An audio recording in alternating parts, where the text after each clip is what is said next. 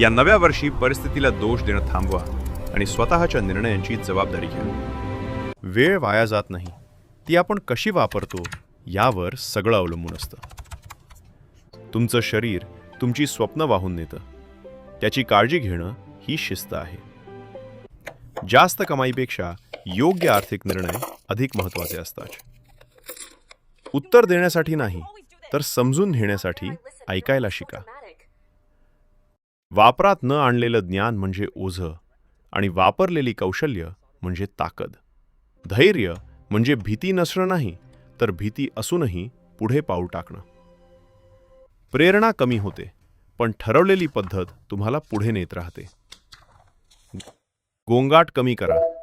एकाग्रता ही आजची सर्वात मोठी ताकद आहे. योग्य क्षणाची वाट पाहू नका. आजपासून सुरुवात करा. नवन वर्ष तोच जग, पण तुमची अधिक चांगली आवृत्ती.